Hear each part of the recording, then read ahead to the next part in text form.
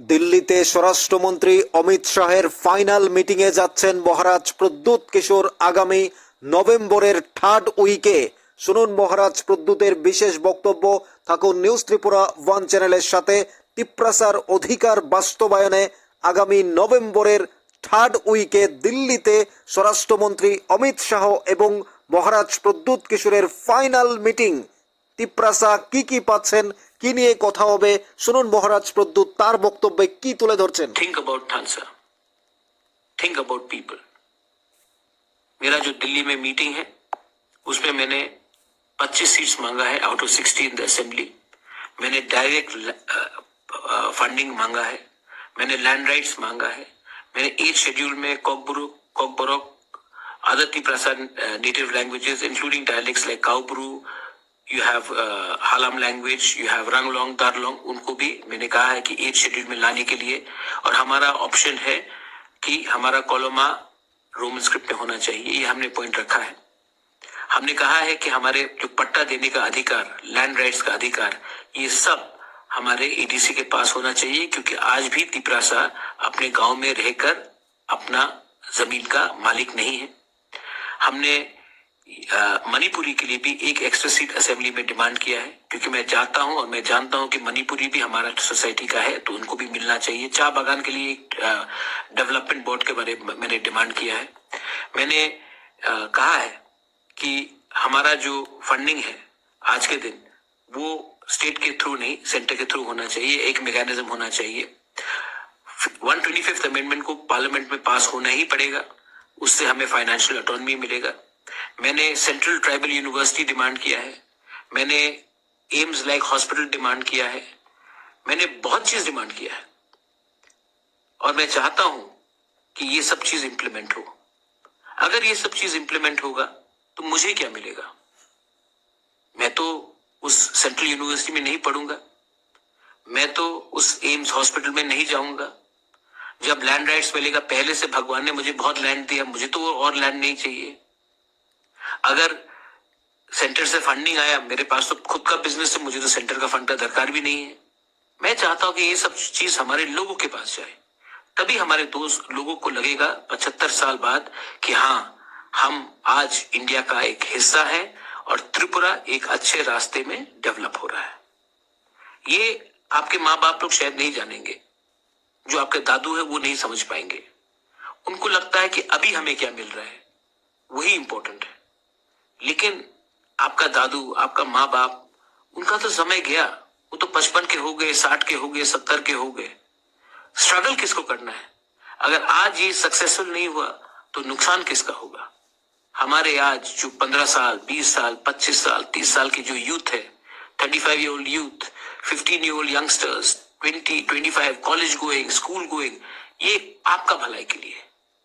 तो मुझे तो आपके बारे सोचना है, जिसका जिंदगी आगे है, ना कि उनके बारे जिन्होंने हमेशा उनके दिल में था कि अब और कुछ नहीं होगा, छोड़ दो, कॉम्प्रोमाइज कर दो।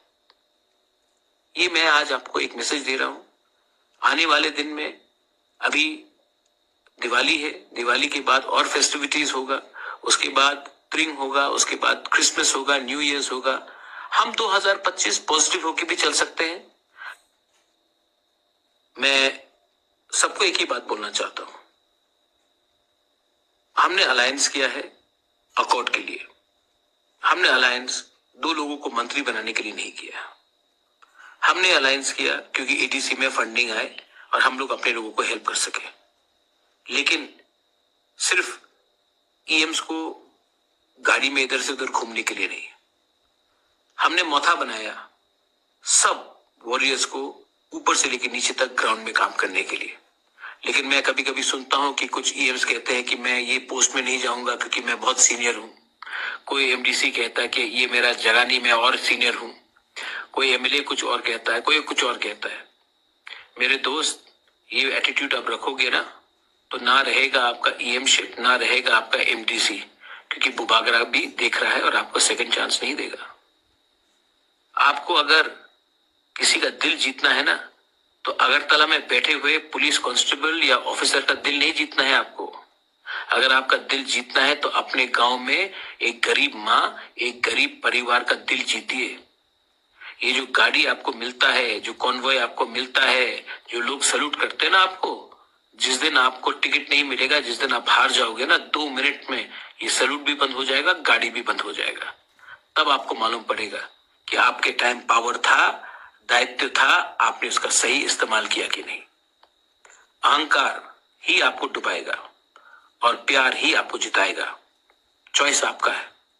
लेकिन मैं अपने लोगों को प्यार करते रहूंगा। मैं अपने स्टूडेंट्स के साथ जिंदगी भर उनको सपोर्ट करते रहूंगा। और मैं एक कमिटमेंट देना चाहता हूं कि मैं अपने लोगों के साथ पॉलिटिक्स नहीं करना चाहता हूं। वीसी इलेक्शन हो, कोई भी इलेक्शन हो, मैं तो चाहता हूं कि आईपीएफटी और तिपरा माथा एक होकर ही फाइट करें। अलग अलग पार्टी रहे लेकिन एक होकर ही फाइट करें।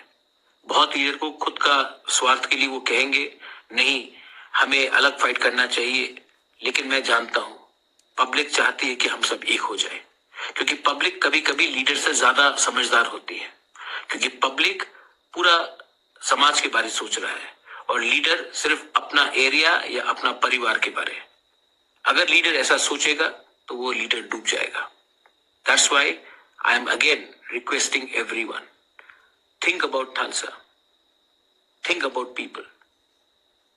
मेरा जो दिल्ली में मीटिंग है उसमें मैंने 25 सीट्स मांगा है out of 60 in the assembly.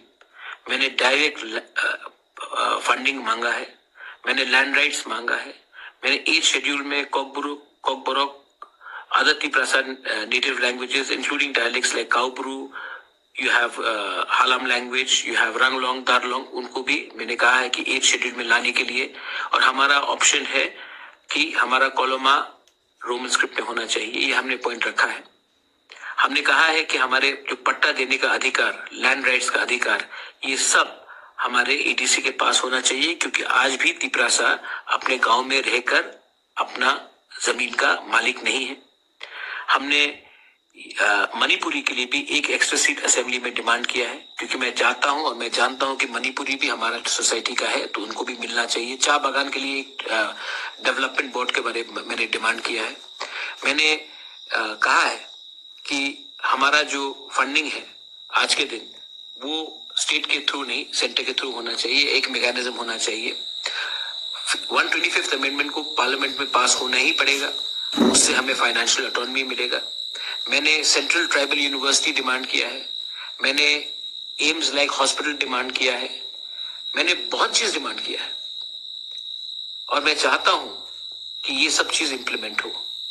अगर ये सब चीज इंप्लीमेंट होगा तो मुझे क्या मिलेगा? मैं तो उस सेंट्रल यूनिवर्सिटी में नहीं पढ़ूंगा, मैं तो उस एम्स हॉस्पिटल में नहीं जाऊंगा। जब लैंड राइट्स मिलेगा, पहले से भगवान ने मुझे बहुत लैंड दिया, मुझे तो और लैंड नहीं चाहिए। अगर सेंटर से फंडिंग आया, मेरे पास तो खुद का बिजनेस है, मुझे तो सेंटर का फंड का दरकार भी नहीं है। मैं चाहता हूं कि ये सब चीज हमारे लोगों के पास जाए, तभी हमारे दोस्त लोगों को लगेगा 75 साल बाद कि हाँ, हम आज इंडिया का एक हिस्सा है और त्रिपुरा एक अच्छे रास्ते में डेवलप हो रहा है। ये आपके माँ बाप लोग शायद नहीं जानेंगे, जो आपके दादू है वो नहीं समझ पाएंगे। শুনলেন মহারাজ প্রদ্যোতের এক্সক্লুসিভ বক্তব্য। তিনি তুলে ধরেছেন ত্রিপুরাতে AIIMS hospital, national university, Kokborok university এবং land rights, political, economics, development, direct funding এডিসির জন্য ল্যান্ড রাইটস সমস্ত কিছু এবং 25টি ত্রিপুরার 60 অ্যাসেম্বলির মধ্যে 25টি যেন ত্রিপ্রাসাকে দেওয়া হয়, সেই বিষয়গুলো নিয়ে তিনি কথা বলবেন দিল্লিতে ফাইনাল মিটিংয়ে স্বরাষ্ট্রমন্ত্রীর সাথে।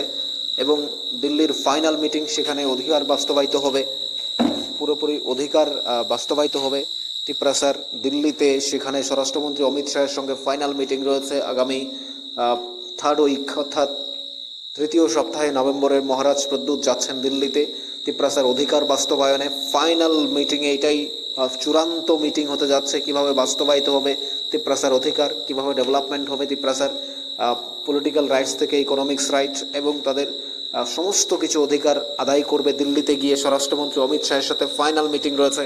আপনারা জানেন ফার্স্ট মিটিং হয়েছিল সেপ্টেম্বরে, এবার এটাই লাস্ট মিটিং। ত্রিপ্রাসা অধিকার পেতে যাচ্ছে সরাসরি এবং তাদের সমস্ত কিছু অধিকারগুলো আদায়ের লক্ষ্যে যাচ্ছে, কারণ পরবর্তীতে বিসি ইলেকশন, ভিলেজ কাউন্সিল নির্বাচন রয়েছে, এডিসি নির্বাচন রয়েছে। তার আগে অত্যন্ত গুরুত্বপূর্ণ এই মিটিং তিপ্রাসার অধিকার পাওয়ার লক্ষ্যেই যাচ্ছেন মহারাজ প্রদ্যুৎ, এবং তার সাথে বলাই যায় যে তিপ্রাসার একটা গুরুত্বপূর্ণ পদক্ষেপ হতে যাচ্ছে। এবং তিনি আবার অন্যদিকে আইপিএফটির সাথে জোটের কথাও বলেছেন। তিপ্রামথা আইপিএফটির জোটের কথা বলেছেন। আপনারা চান কিনা সেই জোটটা? এবার বিজেপি আইপিএফটি তিপ্রামথা সরকার রয়েছে, কিন্তু পাহাড়কে ডেভেলপমেন্ট করতে হলে, পাহাড়ে আবারও সরকার থাকতে হলে, ধরে রাখতে হলে আইপিএফটির সাথে জোটের কথা বলছেন মহারাজ প্রদ্যুৎ। সেটাকে আপনারা কতটা মেনে নেবেন? এবং তিনি আবার যারা এমডিসি রয়েছেন, তিপ্রাসার নেতা নেত্রী রয়েছেন, তাদেরকেও একটা সতর্ক বার্তা দিলেন, যারা এখন মানুষের জন্য কাজ করছেন না, আগামী দিনে তারা টিকিট নিশ্চিতভাবে পাবেন না, তাদেরকে প্রার্থী হিসেবে দাঁড় করাবেন না। মহারাজ এই বিষয়টা তিনি বলে দিয়েছেন। এবং স্বরাষ্ট্রমন্ত্রীর সাথে দিল্লিতে কী কী বিষয় নিয়ে আলোচনা হবে আগামী 3rd উইক নভেম্বরে, সেটাই ফাইনাল মিটিং। সেখানে তিপ্রাসা অধিকার বাস্তবায়নের জন্য তিনি যাচ্ছেন, কিভাবে ইমপ্লিমেন্ট হবে তিনি বলে দিয়েছেন। কি কি তিপ্রাসার চাওয়া পাওয়া রয়েছে সেগুলো নিয়ে তিনি বলেছেন। আপনাদের কি মনে হয়, তিপ্রাসারা কি ভাবছেন? মহারাজ প্রদ্যুৎ যে স্বরাষ্ট্রমন্ত্রী অমিত শাহের সাথে দিল্লিতে মিটিং হতে যাচ্ছে, সেই মিটিংয়ে চূড়ান্ত হবে ফাইনাল অধিকারগুলো মহারাজ প্রদ্যুৎ নিয়ে আসতে পারবেন? আপনাদের মতামত কমেন্টস বক্সে জানাবেন। নিউজ ত্রিপুরা 1 চ্যানেলটি সাবস্ক্রাইব করে রাখুন এবং লাইক করুন, শেয়ার করে দিন।